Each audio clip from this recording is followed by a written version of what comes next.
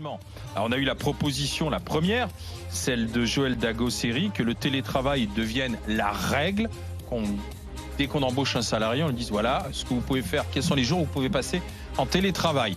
Deuxième proposition, celle de Barbara Lefebvre. Barbara, qui est enseignante, prof. Oui, alors, donc, cette expérience assez inédite du confinement, elle a été très révélatrice pour les parents, pour les élèves, pour les enseignants, pour l'administration aussi, parce qu'on n'avait jamais vécu ça. L'école à la maison, enfin, il y a des familles qui vivent ça parce que ça leur est imposé. Je pense notamment aux familles d'enfants en situation de handicap qui sont privées d'école, mais sinon, dans l'ensemble, c'était quand même quelque chose de très nouveau. Et que nous ont révélé ces faits, eh bien, premièrement, pour les parents, je pense qu'ils ont enfin compris que l'éducation des enfants, qui est le job des parents, c'est pas la même chose que l'instruction, et que l'instruction, effectivement, c'est un métier. C'est une, j'aime pas le mot d'expertise, mais enfin, voilà, pour enseigner, pour instruire les enfants, il faut être un professeur aguerri, il faut avoir aussi un diplôme, ce qui permet aussi d'évoluer et d'évaluer la pertinence de l'augmentation des contractuels à l'éducation nationale. Et puis, on a vu aussi que l'administration était complètement dépassée parce qu'elle a été incapable d'aider les enseignants qui ont voulu justement inventer des choses tout à fait nouvelles pour rester en contact avec leurs élèves. De la même façon qu'elle a été incapable aussi de mettre un petit coup de pied aux fesses à certains enseignants qui, eux, ne se sont pas vraiment déchaînés en termes de continuité pédagogique. Donc, cette nouvelle situation fait que les enseignants ont montré quand même, dans leur très grande majorité, beaucoup d'inventivité, ont été là pour continuer à travailler avec leurs élèves en se libérant un petit peu de tous ces process, de tous ces guides de bonne pratique, de tous ces livrets pédagogiques qui nous assomment toute l'année de la part de notre administration, parce que l'inspection ou le rectorat est occupé toute l'année à asséner aux enseignants des circulaires, des décrets, des annonces qui nous passent dans le journal officiel et qui finalement constituent un espèce de nouveau management public qui nous empêche véritablement de faire notre métier.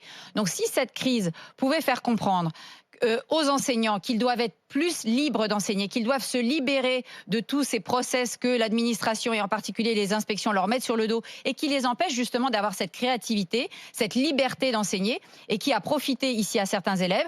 Et ça va permettre aussi aux parents de Est-ce qu'ils ont cette envie ou pas? Ils ont cette envie. Globalement. Mais bien entendu. Alors, le nombre d'enseignants qui n'en peuvent plus de programmes scolaires hyper directifs où on vous assène des normes, des façons d'enseigner. Je prends mon exemple en tant que prof d'histoire géo.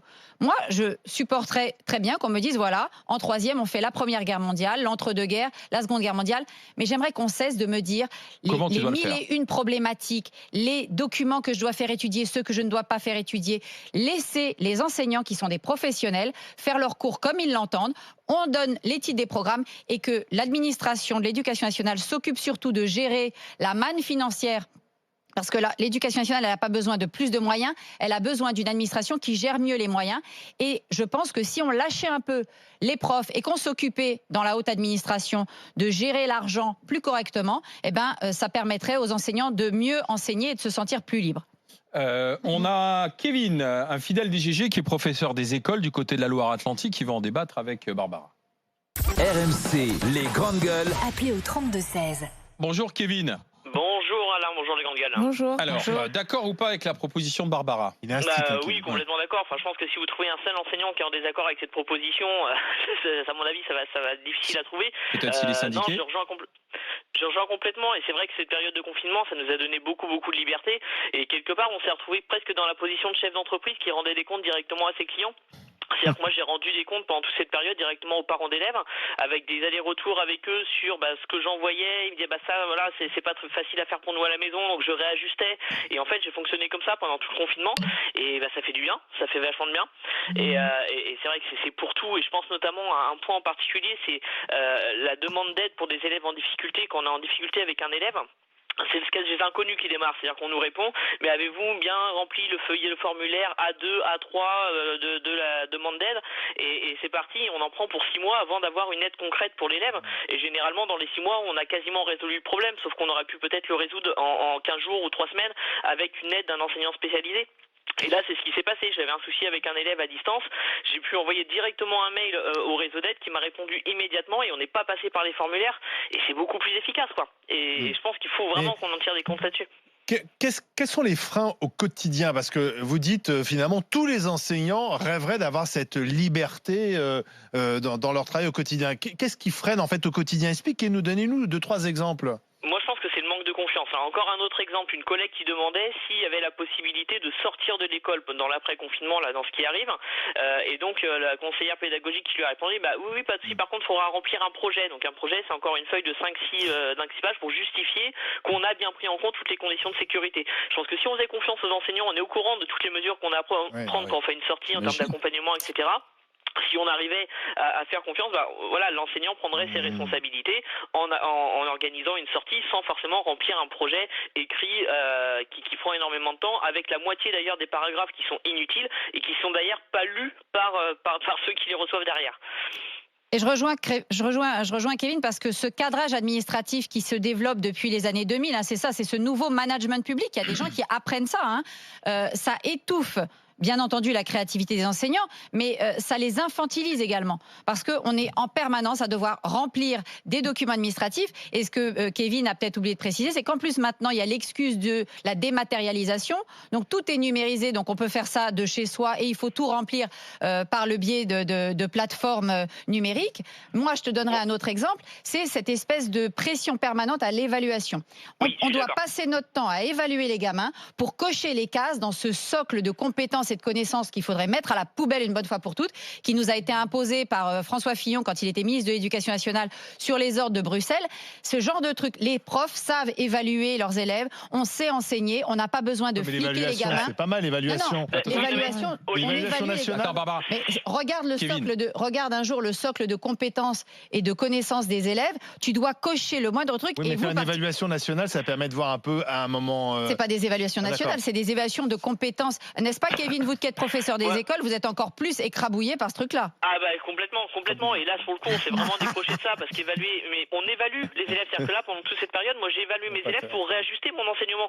C'est-à-dire qu'en fonction d'une nouvelle notion que j'abordais, j'avais des retours de mes élèves pour voir ce qui fonctionnait pas, pour pouvoir refaire de la remédiation. Donc en fait, on le fait au quotidien. Mais par contre, j'ai pas rempli le livret. Cette attente pédagogique, je l'ai pas fait. A priori, on va peut-être pas nous le demander, je l'espère. Mais oui, en effet, ça, c'est ce poids d'évaluation, des temps qu'on peut passer à évaluer des compétences, mais des fois complètement farfelues. C'est vraiment insupportable. Merci Kevin, à bientôt pour de nouvelles discussions avec les GG. Je retiens que cette mesure semble être populaire auprès des enseignants. C'est-à-dire que si on interrogeait les enseignants, ils seraient d'accord avec ça. Mais alors, les petits fonctionnaires en général, d'ailleurs, parce que là, c'est pour ma discipline, le domaine de l'enseignement, mais je vais vous dire, allez voir les médecins hospitaliers, les infirmières, les flics, etc. Le petit fonctionnaire en a marre de tous ces process administratifs qui les empêchent de faire leur boulot, de se plaire aussi dans leur travail, parce qu'il y a des profs qui ont été dégoûtés de leur métier. Donner la responsabilité, moi, je connais un nombre incroyable de profs, en particulier dans le collège, qui ont été dégoûtés. Les programmes scolaires de plus en plus infantilisants pour les profs et les guides de bonne pratique et les livrets pédagogiques et l'inspection qui vient pour te flinguer quand tu fais du bon boulot, mais qui par contre n'ira rien dire à la prof d'à côté qui fait mal son boulot. Donc l'administration aujourd'hui à l'Éducation nationale, elle dysfonctionne et Jean-Michel Blanquer, pour l'instant, n'a pas réussi à réformer ce mammouth.